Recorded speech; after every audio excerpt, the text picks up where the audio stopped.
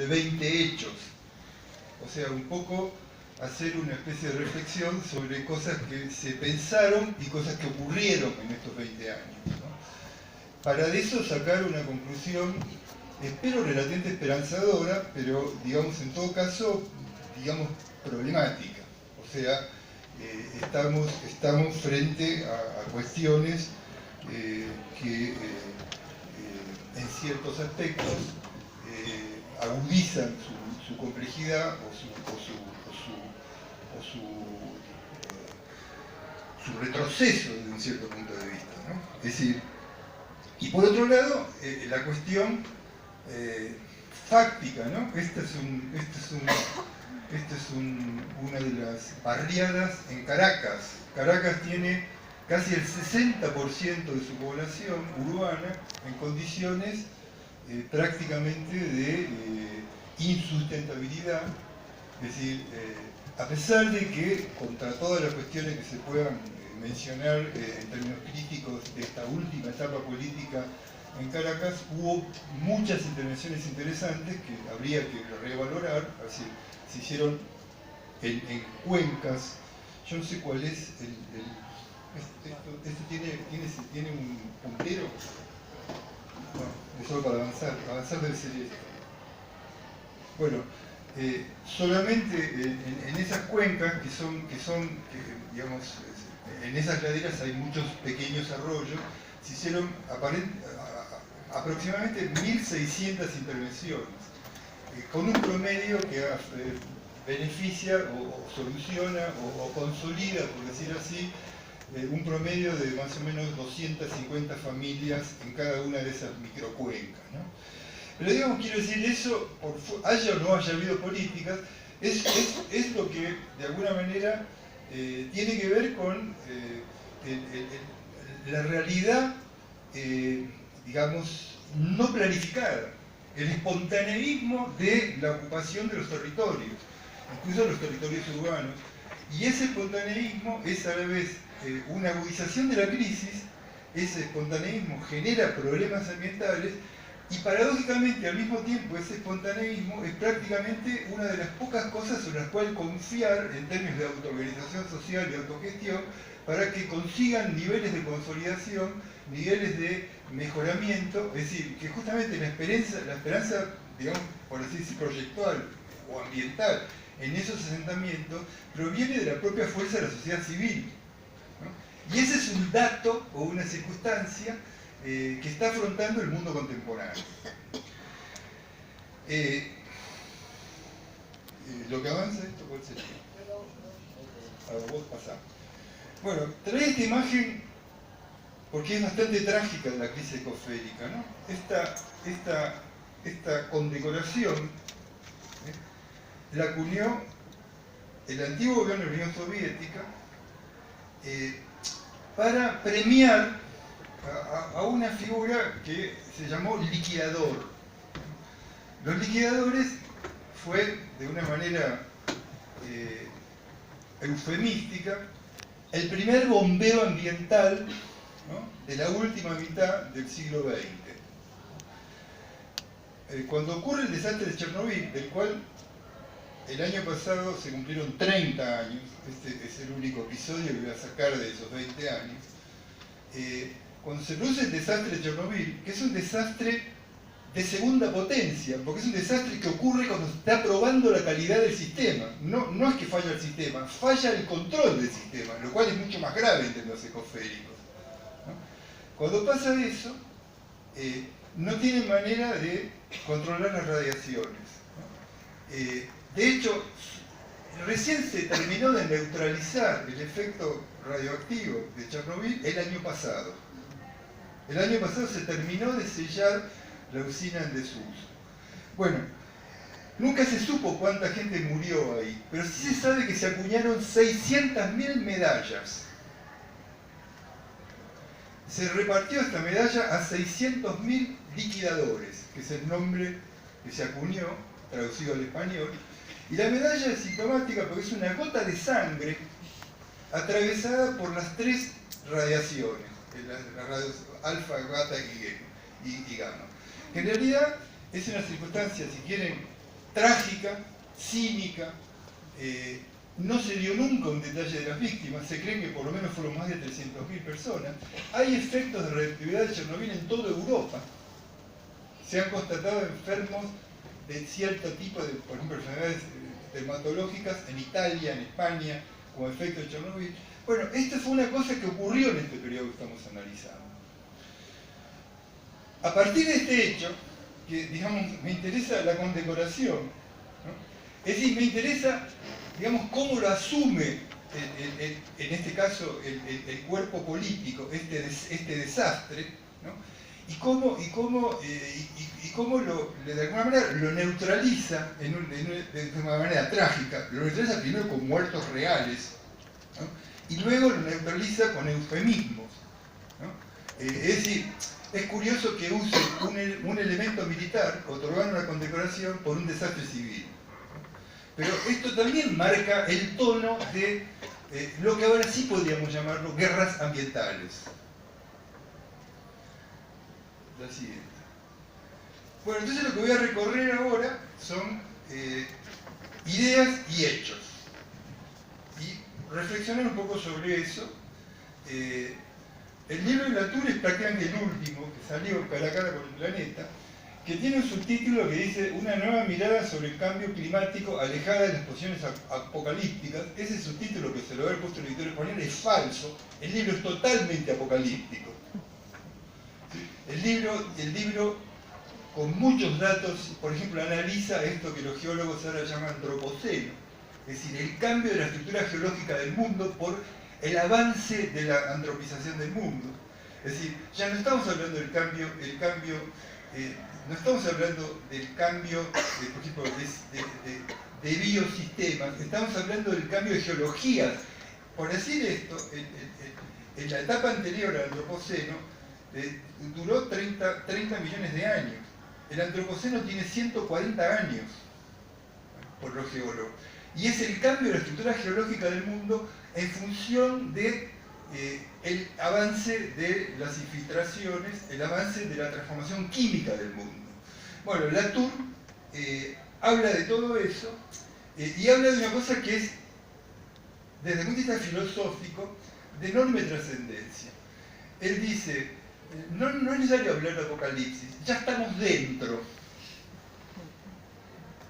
O sea, no es que esto va a pasar, ¿no? Ya estamos dentro. O sea, ya estamos viviendo un tipo de circunstancia, de lo que él dice, incluso la palabra cambio, que él presenta esa contradicción. Las academias científicas norteamericanas pidieron formalmente que no se utilice más la palabra calentamiento global y que se use la palabra cambio climático. Calentamiento global es una opinión formal negativa, porque lo que se calienta, en realidad, desde el punto de vista del funcionamiento del termodinámico, es negativo. Entonces se empezó a hablar de cambio climático, que es neutral. El cambio puede ser positivo o negativo, ¿no? Entonces, esta neutralización de la expresión está vinculada, según Latour, a también neutralizar el hecho de que irreversiblemente estamos en un sistema, dice Latour, en donde este modo de producción convierte en espectáculo su propia destrucción. Y anticipa lo que va a ser la nueva era de turismo, el turismo a las ruinas ambientales. Así como ya hay un turismo a las ruinas culturales, hay gente que no sé qué tipo de placer tiene, pero visita Auschwitz, ¿no? Pronto va a haber un turismo, dice Latour, a las ruinas ambientales, que es algo que también tiene que ver con esa especie de promiscuidad, ¿no? De convertir en espectáculo la destrucción. El libro de David Harvey, que en realidad tiene un montón de cosas, pero es el primero que empieza a hablar de justicia ambiental, ¿no? Es decir, es el primero que empieza a hablar de cómo se distribuye el capital natural. Que después se calculó, se hizo el ecological footprint, se dijo cuánto derecho tiene cada ser humano a tomar una parte de naturaleza, etc. Pero el primero que empezó a hablar de la injusticia ambiental, es decir, el primero que empezó a decir el problema actual no es la injusticia económica, la injusticia política, es la injusticia ambiental. es la incapacidad que tiene cada sujeto de acceder a su porción de capital natural. No tener garantizados derechos humanos o derechos como la propiedad, etc. Lo que no tiene garantizado es el cupo de capital natural. Y ese es el nuevo conflicto que planteó Harvey. Así. Bueno, los residuos.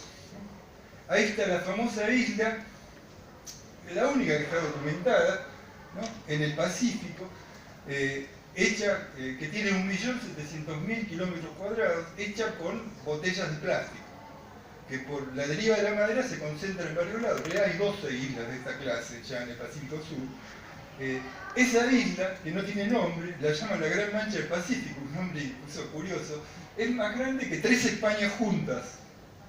Está todo junto, eso, tiene 10 metros de profundidad, la masa de plástico.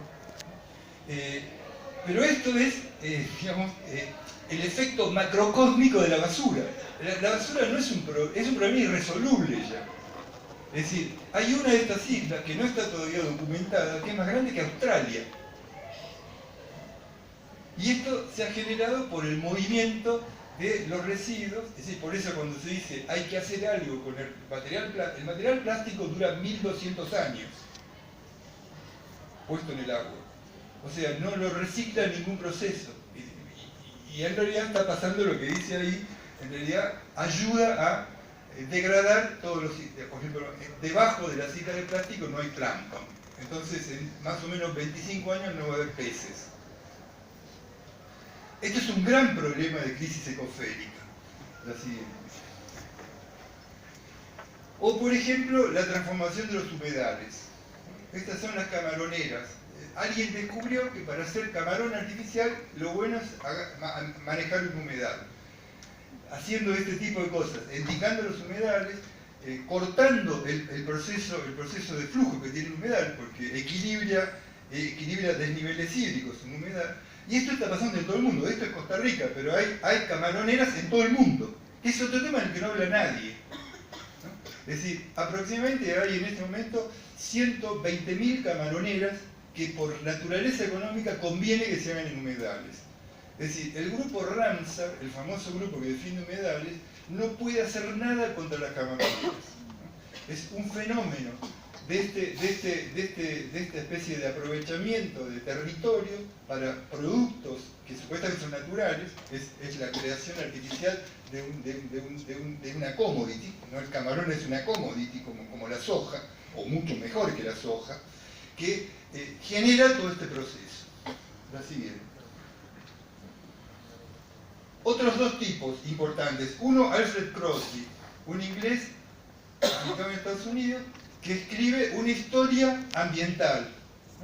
Una historia por la cual dice que en realidad los problemas ambientales son consecuencia de la expansión imperialista. Es decir, para que haya desarrollo, para que haya modernidad, tiene que haber capital natural. Para que haya capital natural, tiene que haber dominio de los países centrales respecto a los países periféricos, que están digamos, convocados a una estrategia de monocultivos, que están convocados en esta última fase del capitalismo a ser productores de commodities de interés internacional, y genera, por lo tanto, este fenómeno que, digamos, Crosby lo llama imperialismo ecológico, en este libro que en realidad es de un poco más allá de 20 años atrás.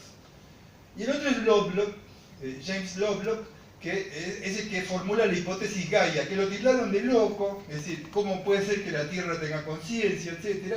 Y que ahora, por ejemplo, el señor primero del cual hablamos, que es Latour, dice que en realidad Lovelock es un científico, que es un personaje, no es un comentarista o un aficionado, sino que es un científico de la naturaleza, plantea esta idea de el comportamiento, digamos, la resistencia sistémica del planeta. El planeta funciona con una serie de interacciones que se llaman nemésicas, es decir, revanchistas, por decirlo así. Némesis es la palabra griega que significa revancha. La revancha de la naturaleza frente a una agresión. El sistema nemésico que tiene el mundo, digamos, genera estos efectos, ¿no? Por ejemplo, se decía, no, en el hemisferio sur no hay huracanes, hasta que hubo uno en Brasil, hace 2 años. Por lo tanto, esas cuestiones interactivas, es decir, no nos va a pasar las trayectorias de huracanes en el hemisferio sur por el comportamiento genérico de los vientos, si la afectan demasiado, la Tierra reacciona modificando el comportamiento de los vientos. Entonces los alisios no van del norte para el sur, sino que pueden entrar en remolinos. Eso lo plantea estos trabajos de Lovelock, digamos que escribe, cada 5 años saca una nueva versión, esta es la última, la cara fascinante de Gaia, la siguiente. Todos los procesos de infraestructura territorial, ¿no? Estos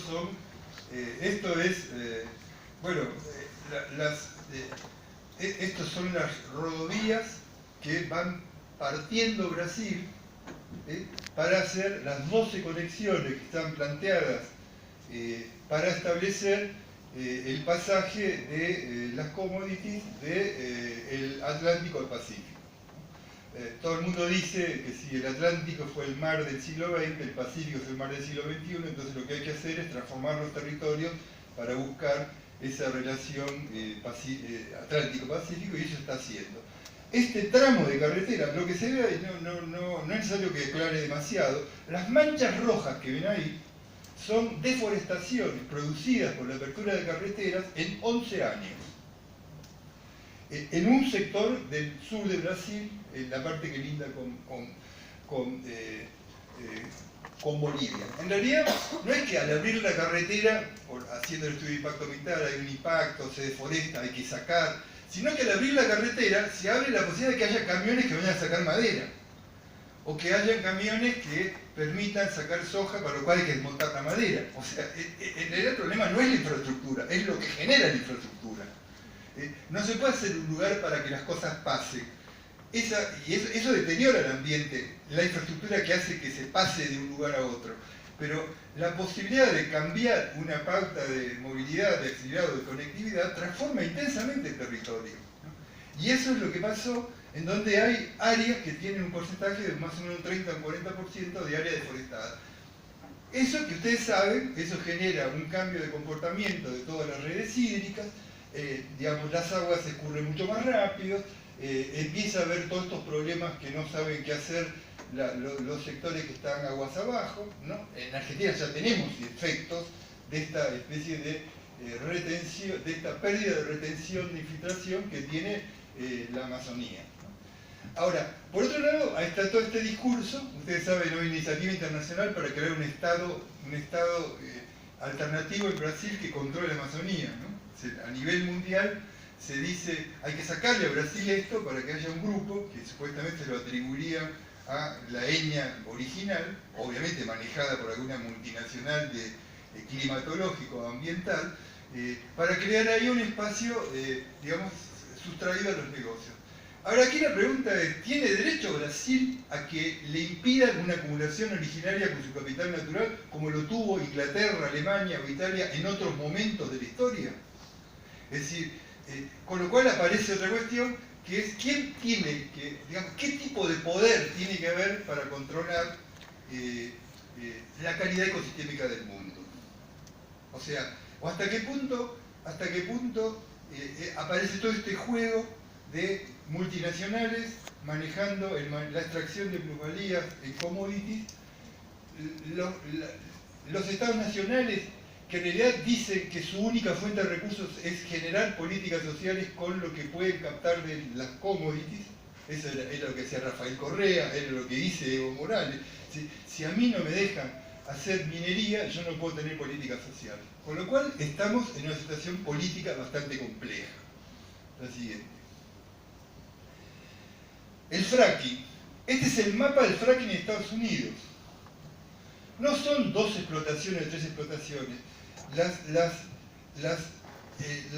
imágenes claras son las cuencas, es donde ya se sabe que hay petróleo de fracking en Estados Unidos. Las imágenes oscuras son las cuencas en explotación, ¿no? Hay más o menos un 70% del territorio de Estados Unidos, ¿no?, sometido a potencialmente a la extracción de petróleo por fracking. Es cierto, Estados Unidos se hizo autosuficiente en petróleo hace 3 o 4 años. No tiene problemas ya ni con Venezuela ni con Irak, no importa lo que pase ahí. Están destruyéndose ellos. En un fenómeno que no se sabe que, ustedes saben cómo es el fracking, ¿no? Hay que meter una cosa debajo de la napa de agua, a unos 2000 metros de profundidad, bastante abajo de la napa de agua, explotar. El fracking es petróleo molecular, no es petróleo de estrato. Es petróleo esquistoso, petróleo que está molecularmente integrado en capas de roca esquistosa, o sea, de roca laminar. Entonces, para hacer la captura de ese último petróleo, hay que explotar la roca. Hay que explotar la roca, llevar la roca explotada con químicos a la superficie y sacar ahí las moléculas de petróleo, con lo cual se crea un enorme pasivo ambiental, que es aquel que surge de la roca que tiene que separarse para sacar las moléculas de petróleo. Eso es el fracking. Y no se sabe qué pasa con las explosiones, porque para hacer eso hay que hacer explosiones. No se sabe qué pasa, porque dice, no pasa nada con los acuíferos, porque lo atravesamos con conductos encamisados de alta seguridad, etc. Pero hay miles de conductos. Digamos, no es Chernobyl que era uno solo. Y los acuíferos están conectados, ¿no? O sea, no se conoce el riesgo que tiene el fracking todavía. La siguiente. Bueno, dos personajes antagónicos, si quieren. Naomi Klein es una periodista muy documentada, una canadiense, ¿no? Que hace trabajos periodísticos de investigación. Escribió Esto lo cambia todo, está en español, que es Capitalismo versus el clima, que es una versión del año pasado sobre el tema del cambio climático, hecho por, diría, una activista, si quieren, porque es una periodista de alguna manera izquierdizante, por decir así. Pero aquel señor, William Nordhaus, es el personaje más famoso del mundo de las ciencias económicas, el premio Nobel de Economía, que escribió El Casino del Clima, que también habla de, digamos, la inviabilidad económica del cambio climático. Y dice, si no se crea rápidamente un impuesto al carbono, a todos los compuestos de carbono, la economía no va a sobrevivir en función del cambio climático. Y lo dice un personaje, digamos, del mundo académico máximo, o sea, no es un activista. La siguiente. La minería. Esto es madre de Dios en Perú. Perú está todo dedicado a la minería, de alguna manera. Son relaves de minería. La última minería también es una minería destructiva. Es una minería, digamos, por ejemplo, alumbrera en Argentina. Para hacer un anillo de oro se necesitan más o menos 50 metros cúbicos de roca. O sea, la mitad, una tercera parte de este salón, para hacer un anillo de oro. Entonces, todo lo demás son relaves.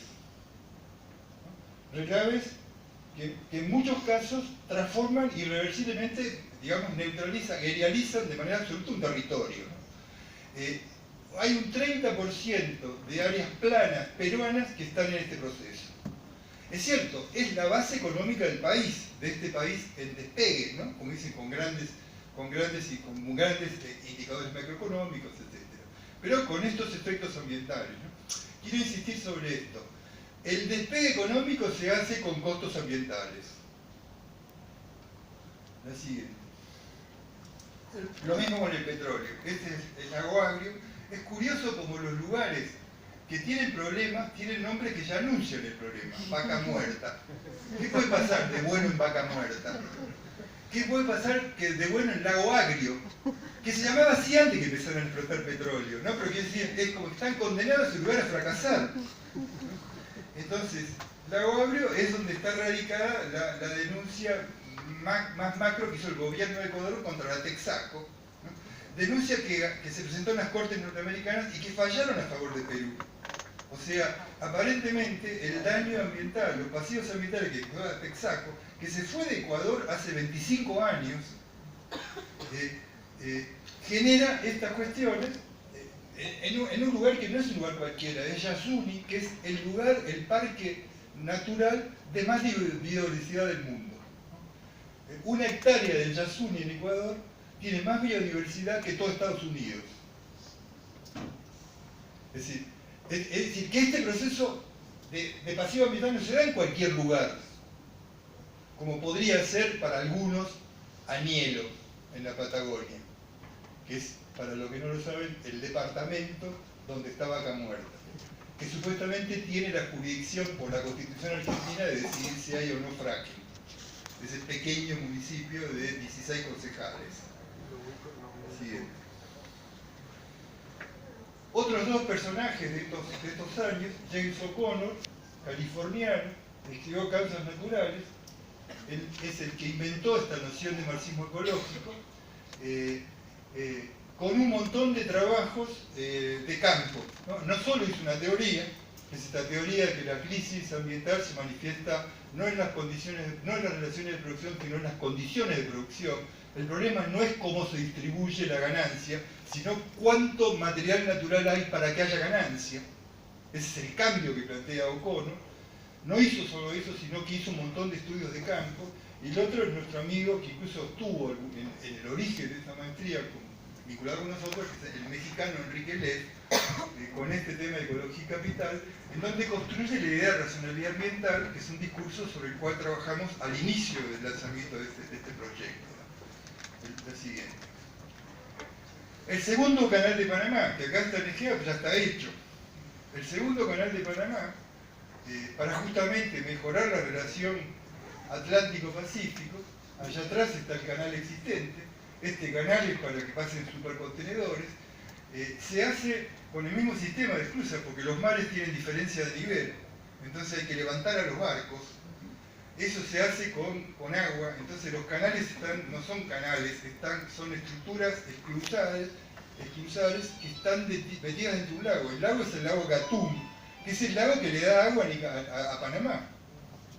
Entonces, con el canal anterior tenían que clorar el agua porque tenían niveles de contaminación muy altos. Le hicieron un segundo canal, el doble de tamaño más grande, usando también el Gatún para nivelar a los barcos.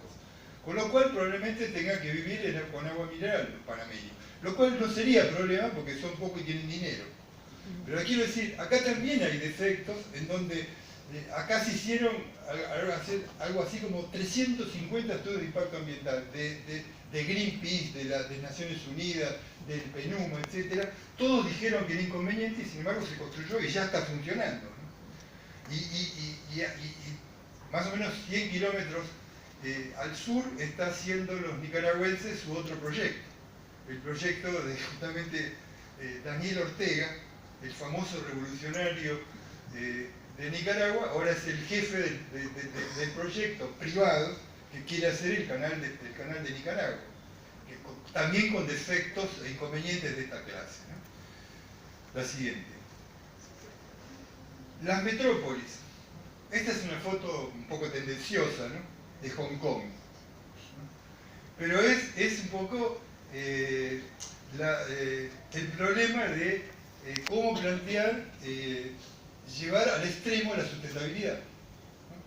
Hong Kong hay un famoso estudio que tiene 30 y pico de años, que hizo Stephen Boyd, un médico, donde analizaba la racionalidad de estos sistemas, porque son sistemas insulares, como Singapur, se pueden calcular las entradas y salidas, y se puede modelizar, y había puesto, en ese famoso estudio de Boyd de 30 años atrás, había puesto límites, es decir, Hong Kong tiene que tener tanta densidad, etc. Esta es la densidad que tiene ahora.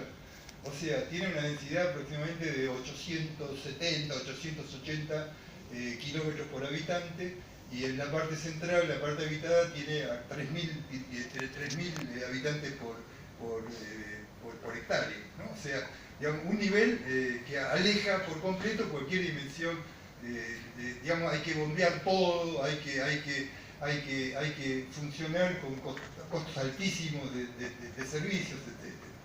Pero esto es un poco también la dificultad de manejar lo que fue el GAM, o sea, la gestión ambiental metropolitana, ¿no?, en estos contextos metropolitanos de ciudad global.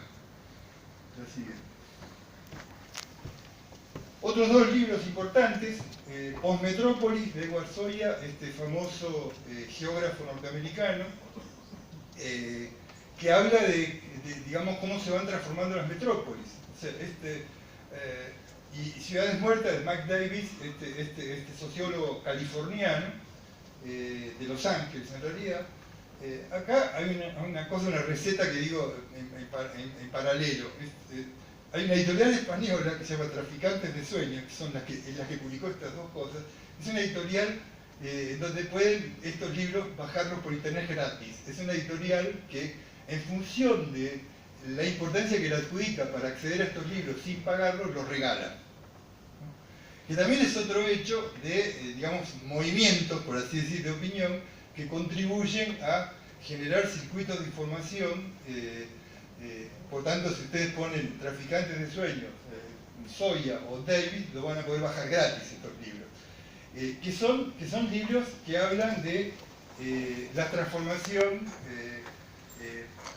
urbana reciente, ¿no? O sea, en realidad, Davis habla de la ecología del miedo, habla de un montón de cuestiones ligadas a la dificultad de la convivencia de los diferentes, o sea, todos los fenómenos que están bastante agudizados en Estados Unidos, y Soya habla de el derrame de lo metropolitano, o sea, de cómo lo metropolitano va transformando los territorios y se va urbanizando el mundo, por decir así.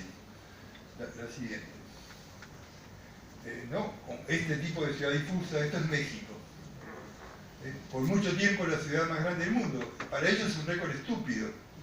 ¿No? ¿Qué significa? ¿Qué valor tiene tener la ciudad de más tamaño del mundo? Ya no lo tiene, porque no son tontos y empezaron a aflojar, incluso en manejar los censos para que este récord se le quitara. Y ahora creo que lo tiene, que es otra fantasía de ciudad, que es la llamada ciudad del río Perla. O sea, que está arriba de Hong Kong, que es una ciudad, que son 5 ciudades que se juntaron en una, donde están los lugares que se hace la producción para la exportación mundial, ¿no? Que tiene 55 millones de habitantes. La ciudad del río Perla, que es una ciudad que tiene 60 años. Imagínense cómo en 60 años con qué plan, ¿no? Ya que se habla de plan y de política, cómo se pueden meter 60 millones de personas en 60 años. ¿No? Es decir, eso es un campamento. La siguiente. Después, el Gruyère de la regresión en la estructura de los territorios. Este es un pedazo de pilar, ¿no? Lo que está en verde son barrios privados. Hay más de un 23% del suelo urbano que son barrios privados. Barrios privados quiere decir barrios que no son atravesables, ni por la gente ni por las infraestructuras. Y barrios que crean entre medios bolsones que no van a poder ser satisfechos nunca. Es decir, barrios privados, que por su naturaleza depende, por ejemplo, del transporte individual, que evita que haya transporte público para los que no están en el barrio privado. Entonces, estos fenómenos, y las manchas rojas son asentamientos ilegales, que sería el otro fenómeno, digamos, con esta imagen casi epidémica, ¿no? Porque parece, qué sé yo, una papera, una cosa que aparece en manchas, ¿no? Digamos, como signo de algo. No sabemos el signo de qué. Hay estudiosos argentinos que lo llaman privatopía a esto. Pero bueno, acá hay otro fenómeno de manejo irracional de estructuras metropolitanas. La siguiente. Los dos economistas, españoles en este caso, José Manuel Nagredo, Raíces económicas del deterioro ecológico y social, y Joan Martín Salier, que es el economista de izquierda, si quieren, Economía ecológica y política ambiental. Ese es el libro que publicó el PENUMA. El PENUMA publicó una colección de libros, de 8 o 9 libros. Yo escribí el de Ciudad en esa colección, y este fue el libro que Joan Martín Salier, para el PENUMA, la Agencia Mundial de Naciones Unidas, escribió sobre la relación entre economía y medio ambiente, bueno, abrió la revista Ecología Política, que muchos la conocen, etc., y que aquí se introdujeron cuestiones que van más allá del manejo que hacen los economistas de la cuestión ambiental, que van mucho más allá de los mecanismos económicos de evaluación de los costos ambientales. La siguiente. Y después esta sería la parte de las esperanzas.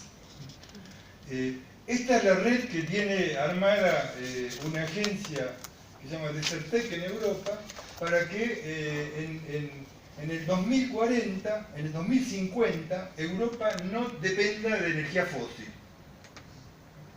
Pero esto no es una utopía, esto lo están bastante cerca. O sea, con esas 6 energías, biomasa, fotovoltaica, energía solar, energía del viento, geotermal, etc. Y estas son las conexiones, toman mucho del Sahel, o sea, le compran mucha energía solar al norte de África, pero se la compran. O sea, y esta idea, digamos, me gustaría que en sus cabezas la comparen con la política norteamericana de energía. O sea, porque esto que se dice, no, tenemos que romper la tierra para sacar el último petróleo, estos dijeron, primero, ellos tienen petróleo de fracking. En Europa hay fracking, está prohibido. No pueden explotar el fracking. Y decidieron apostar por esta cuestión. Esta es una variante energética, obviamente costosa, lenta, porque necesitan 30 años más todavía. Son los años que van coincidiendo con el fin del petróleo fósil. Así que. Esto es la Herradura de Oro en Toronto, que es la acción de un personaje, un activista, un académico, un personaje que tuvo mucha incidencia política, que fue Michael Huff en Canadá, que fue el que diseñó, digamos, un sistema de protección de la estructura de la ciudad, digamos, en el sentido de pensar, porque, digamos, fue el primero que logra hacer gestión que trata de solucionar el principio de que los problemas ambientales de la ciudad están fuera de la ciudad. Es decir, que para tener agua hay que administrar la cuenca alta, ¿no? Para poder procesar los residuos hay que tener territorio extraurbano. En fin, este pensamiento, que es un pensamiento de sentido común, mi mamá podría estar de acuerdo con esto, ¿no? De que muchas cosas se podrían arreglar si controlamos para afuera, este tipo lo hizo. Y es curioso porque es un tipo, son 30 y pico de años de una gestión sistemática que logró estatutos legales. El GGH es como si fuera una autoridad de cuenca. Así es. Y acá está, este es uno de los libros de Michael Huff, Forma Urbana y Procesos Naturales, y aquel es el famoso Ian McCarr, este inglés que fue a Estados Unidos, que, bueno, para muchos de ustedes seguramente habrá sido una de las referencias metodológicas para hacer análisis ambiental. Fue el primero que habló de overmapping, el primero que habló de layers territoriales, etc. Y estos dos personajes, digamos, introducen esta lectura optimista, si quieren. Optimista, pero no fácil. Ellos dicen, se puede mejorar la calidad ambiental a partir de un tipo de gestión que requiere, hoy escuchábamos a los que estuvieron antes que yo, que hablaban de sus problemas de montar gestión en agencias sectoriales específicas, de lugares menos complejos, quizás, de tal manera que llevar ese problema de gestión al nivel del control de la estructura de un territorio es mucho más compleja, requiere mucha teoría, no solamente capacidad política, que es lo que pusieron estos personajes. La siguiente. Y de esas cosas aparecen ciudades exitosas, ¿no? Seattle es una ciudad exitosa, es una ciudad esponja, es una ciudad que tiene conducta con el agua, no se puede pavimentar, no se puede reducir la superficie de infiltración, ¿no? Y es una ciudad, además, no es una ciudad socialista. Quiero decir, se pueden hacer negocios, puede haber desarrolladores, ¿no? O sea, digamos, porque esa es la otra cosa que hay que desmentir. Me parece que hay posibilidad de generar experiencias de gestión metropolitana que no son anticapitalistas, porque por otro lado el capitalismo no es una alternativa, es la alternativa. Es decir, no existe otra modalidad. Pero aún dentro de eso, digamos, recuerden por ejemplo, en Seattle el principal banquero de la ciudad es Paul Allen, que es el número 2 de Microsoft. Microsoft está en Seattle. Paul Allen es el financista, es como el Banco Ciudad en Seattle, pero no es un tipo que, digamos, no es un benefactor, es un tipo que hace negocios, ¿no? Pero hace negocios en otro contexto de rendimiento, ¿no? Es decir, por ejemplo, convirtió en leitmotiv de estrategias de desarrollistas el irse a vivir, el participar de la gran empresa viviendo en la naturaleza. Y eso funcionó, ¿no? Y Seattle, que es una ciudad que tiene 7 sistemas de planificación, es una ciudad hiperplanificada, ¿no? En donde todas las cosas que nosotros teóricamente decíamos, la Agenda 21, la planificación por indicadores, etc., ellos lo hicieron y lo cumplen y se sigue manteniendo, y hace por lo menos 30 años que mantienen un sistema de gestión. El plan de Seattle tiene 110 años. El plan originario de Seattle es una ciudad muy complicada, es decir, en términos hídricos. Pero es un buen ejemplo. La siguiente. Y lo mismo Curitiba, que es una mala ciudad, es una ciudad discutible, pero tiene algunas acciones inteligentes, ¿no? Como todo el manejo que hicieron de la basura, como el manejo que hicieron de los parques lineales periféricos. Este es el parque lineal que se hizo sobre la traza del río Iguazú. El río Iguazú es uno de los ríos que bordea Curitiba, y ese lugar, que era reincidentemente inundaciones, lo manejaron como una especie de cubeta hídrica, y tiene un comportamiento, digamos, 25 días al año está inundado y el resto es un parque público. La siguiente. Después, estos otros, si quieren acá casi me llego digamos, a toda la cuestión que tiene que ver con el activismo verde, ¿no? O sea, pero no quiero entrar en eso. Paul Yeamans, australiano, es el que habló de lo que se llama el key line. Este tipo dijo, los territorios tienen un sentido que hay que entenderlo. Lo hizo básicamente para las áreas de producción agrícola. Después las hizo para los bordes de ciudad y creó todo un modelo de manejo de lo que él llama de city forest, o sea, la ciudad sensitiva al manejo de la estructura ambiental. Y es un sistema muy riguroso, es decir, no es una especie de gurú verde, aunque está muy del lado, estos personajes lo han usado mucho los activistas, digamos, bastante lejanos al mundo de la academia. Dos de sus discípulos, que son Bill Mollison y David Holmgren, crearon la palabra permacultura, ¿no? Que está bastante usada también en este carácter de New Age, pero al mismo tiempo es bastante científico, es un modelo interesante. Bueno, son los patrocinadores de esto que ahora se llama agricultura urbana, que se llama la generación de... que no es un fenómeno colateral. No sé si saben que el 70% de los productos verdes que se venden en restaurantes de Manhattan los producen en los propios restaurantes. O sea, esa cosa de decir, hagan agricultura urbana, etc., lo han convertido en un modelo de marketing. Y esto que parecía una cosa de señoras gordas haciendo jardinería, se convierte no solo en una alternativa urbana metropolitana, sino incluso en un negocio terciario significativo. Y esto de alguna manera es la consecuencia de este pensamiento. La siguiente. Bueno, las soluciones para el cambio climático, que obviamente las hacen en los lugares donde tiene más información. Este es el plan oficial, lo que se llama The Big U, para Manhattan. Es el plan oficial. Hubo este fue un concurso internacional para prevenir, bueno, porque los norteamericanos dicen, si la temperatura aumenta 2 grados, si aumenta 3 grados, Londres y Nueva York desaparecen, si aumenta 2 grados no desaparecen, entonces creemos que va a aumentar 1,75 grados, pero por si acaso ellos piensan que va a aumentar 3 grados. Y entonces hacen política para convivir con el agua. Es decir, no para defenderse del agua, a pesar de que BU es un plan intermedio entre los ingenieros y los biólogos, ¿no? Hay gente mucho más radical en Manhattan que dice que en realidad hay que levantar todos los pavimentos, con lo cual hay que reducir mucho el tráfico vehicular, hay que maximizar o triplicar la superficie de infiltración. Hay muchas ideas mucho más drásticas en Manhattan, ¿no? La siguiente.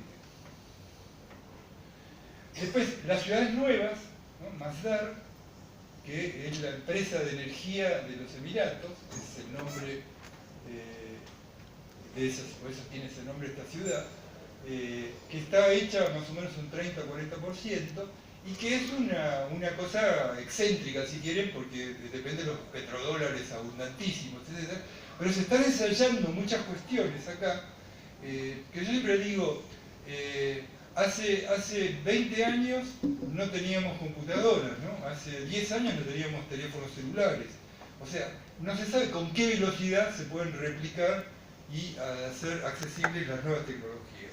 Acá se están aplicando todas las nuevas tecnologías de sustentabilidad, ¿no? Por ejemplo, el manejo de la basura con neumático, el transporte de todo eléctrico, es decir, el reciclaje completo de agua. Es un lugar, es un oasis, o sea, no se pueden hacer muchas cosas argentinas, ¿no? Como si, en definitiva, vamos, algo va a venir, ¿no? Entonces viven al límite, ¿no?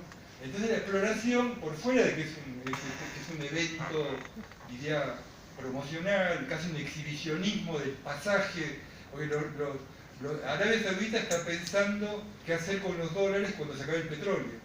Entonces están haciendo toda esta derivación hasta la producción de alternativas. Esta va a ser una ciudad universitaria. Están haciendo toda esta exploración hacia Abu Dhabi es la ciudad que va a ser la ciudad artística, el París del siglo XXII posiblemente. O sea, están haciendo toda esta apuesta al después del petróleo, ¿no? La siguiente. Bueno, estos somos italianos. Estoy recorriendo así también los países en pensamiento. Este es Ezio Mancini, que es en origen diseñador industrial y que habla de diseño para la sustentabilidad ambiental. Es un personaje que ha trabajado mucho sobre esto y es el que de alguna manera habla de la gestión, la microgestión. Para hacer gestión hay que lograr resultados en pequeñas dosis.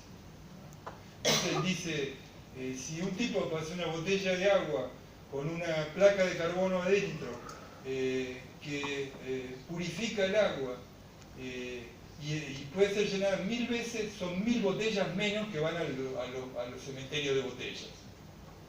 Entonces dice, este pensamiento es importante. Y el otro es Alberto Magnaghi, que ha sido muy significativo en lo que se llama todo este fenómeno de vivir con lo propio, ¿no? De estudiar un territorio para crear condiciones de autosuficiencia territorial. Es prácticamente el tipo que más ha desarrollado esta idea, ¿no? Que para algunos es egoísmo ambiental, ¿no? Porque si yo me salvo estoy complicando la vida de algunos de mis vecinos, pero en realidad esta idea de las acciones, por ejemplo, Magnaghi dice lo que hay que hacer es cambiar la pauta de consumo, cambiar la pauta de movilidad. Tiene mucho éxito en Italia, hay cosas que ya las logró, ¿no? O sea, por ejemplo, empresas que tienen más de 20 operarios tienen que tener un plan de movilidad. La gente no puede ir cada uno en su auto, por ejemplo. Que son cosas bastante elementales, pero eso ha reducido la huella de carbono, un montón de cosas. Eso es Magnaghi. La siguiente. Y después las cosas que son, esto es en Seúl, es un parque, el Mission Park,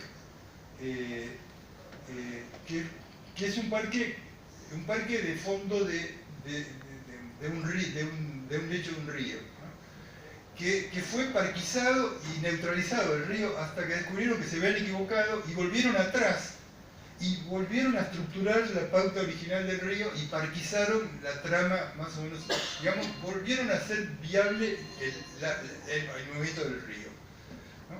Y esto le costó muchísimo, es como lo que hicieron los suecos. Después de Chernobyl los suecos dijeron saquemos las plantas de energía atómica. Sacaron una planta de energía atómica, cuesta 4 veces hacerla. Aún así, hicieron un plebiscito, dijeron energía atómica no, ganaron, pusieron muchísima plata y lograron restablecer, o sea, separarse del peligro atómico, por así decirlo. Este es uno de los casos a nivel territorial. Y este es otro caso en Seúl, que era un lugar donde había un Cheonchecheon, el nombre es medio común. Parece chiste, pero bueno, es un lugar real. Es un lugar donde había un río y pusieron una autopista. O sea, entubaron el río y pusieron una autopista. Hubo tal movimiento popular que a los 15 años demolieron la autopista y volvieron a restablecer el río. Y tiene un valor ritual porque es uno de los lugares que dicen que el movimiento, digamos, organizado popular logró transformar una obra de ingeniería de calidad regresiva en términos ambientales. Es una especie de lugar de peregrinación de ambientalistas, por decir así. La siguiente. Después, bueno, Tomás Maldonado hace una racionalidad ecológica, publicado aquí hace no tanto tiempo, pero en realidad es trabajando en esto desde hace más de 40 años, en donde plantea esta cuestión. Maldonado era en ese momento activista, digamos, orgánico del Partido Comunista, o sea, el pensamiento de izquierda, y es el primero que introduce para la izquierda, que a la izquierda no le gustaba, porque, digamos, los más grandes problemas ambientales los generó la izquierda, no la derecha, desde el punto de vista político. Hubo más problemas de erosión, por ejemplo, en la Unión Soviética que en Estados Unidos, ¿no? Por lo cual él logra instalar en ese discurso, él logra asociar la relación entre izquierda y medio ambiente por primera vez hace 40 años en estos libros. Y Virginio Bettini, que es un biólogo, es el tipo que empezó a hablar de ecología urbana con bastante fuerza y digamos, haciendo este famoso manual, que me da bastante bueno porque es una especie de recetario de cocina. Ahí está todo lo que hay que hacer para intentar manejar una ciudad desde el punto de vista sustentable. Es un libro que tiene más o menos 15 años. La siguiente. Y después los casos, que son pocos, los casos exitosos, urbanos. Esto es Boban, un barrio de Friburgo en Alemania, que es una comuna autónoma, que es una experiencia que abarca más o menos 25.000 personas. Es una experiencia real, no es una experiencia elitista, porque hay mucha solución verde para los tipos que tienen mucha plata ahora, el cohousing, una cantidad de cosas que son como, bueno, un barrio cerrado es una solución verde pero exclusiva, ¿no? Me refiero a una solución verde en el sentido de más acceso a naturaleza, etc. Este es un proyecto de alguna manera democrático, ¿no? Tiene más o menos 30 y pico de años y adquirió una forma política, ¿no? Es un municipio y tiene una serie de acciones que son interesantes. Acá trabajan la mayoría de los proyectistas, por ejemplo, Rolf Bich, que es el arquitecto, digamos, ambientalista más prestigioso en Alemania, etc. La siguiente. Y esta es la última imagen que quería mostrar, que es el Parque Milano Sud en Milán. En Milán, hace 15 años, decidieron convertir casi todo el borde de la ciudad, todavía no la rodearon, más o menos ocuparon ya un 70% de la periferia de la ciudad, en un parque productivo, ¿no? Es un parque que tiene muchos proyectos, pero, digamos, eliminaron la idea de ciudad difusa. La ciudad no se puede derramar en el territorio adyacente. Entonces, este proyecto, que es un proyecto bastante rápido, ¿no? Porque si es un proyecto que se hizo en 12, 15 años y ya bordea casi 3/4 partes de la ciudad, ¿no? es un proyecto, y cuando yo fui bastante tiempo al Politécnico de Milán, de hecho el Politécnico, para los que no lo saben, estuvo asociado con nosotros en los orígenes cuando empezó la maestría, esta maestría. Cuando yo les preguntaba cómo, porque es la patria de Berlusconi, Berlusconi es la empresa desarrolladora más grande de Europa. Él había hecho Milano Due, o sea, un montón de emprendimientos tipo portamaderos, un poroto al lado de las cosas que había hecho Berlusconi en Milano. Entonces yo le decía a los chicos, ¿cómo logran evitar que Berlusconi compre tierras ahí y quiera avanzar haciendo cosas ahí? Y los tipos me decían, nosotros inventamos el risotto, ¿cómo vamos a dejar de tener arrozales a las afueras de la ciudad? Tenemos que tenerlos, esos arrozales tienen 500 años. El arroz, si no lo saben, es uno de las producciones agrícolas menos rentables, ¿no? Es muy difícil hacer arroz, pero tiene que estar 3/4 partes de su ciclo bajo agua, ¿no? Pero no tanta agua, o sea, de hecho en Entre Ríos está dejando de ser arroz para hacer soja, ¿no? Porque es mucho más rentable. Entonces, pero la respuesta que me dieron era cultural. Es decir, a Berlusconi no se le puede ocurrir esto, porque nosotros necesitamos que haya arroz para hacer el risotto. Bueno, esto lo inventamos nosotros.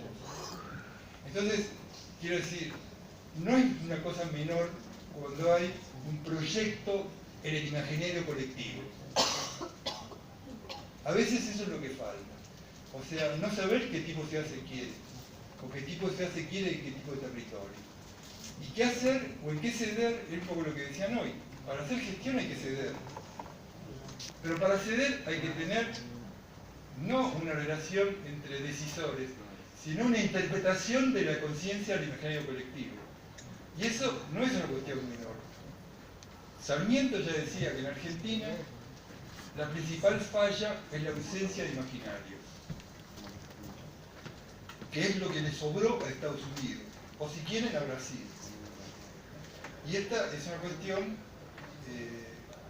que a mí me parece que sintetiza un poco estos 20 años de esta cuestión y abre como cosa final este desafío para un lugar donde se piensa la gestión ambiental, que es hacer crítica de los errores, conocer bien de qué se tratan los fracasos ambientales y tener confianza en el uso del pensamiento y en el montaje de aquellas acciones que generen, como algunas que mostramos, más o menos grandes, más o menos territoriales, esperanzas ambientales, o sea, iniciativas para que algunos de los procesos críticos, por lo menos se neutralicen. Esa es un poco la dialéctica entre crítica y gestión, entre análisis y proyecto, en el cual nos tendríamos que mover en los 20 años próximos, por decir así. Bueno, muchas gracias.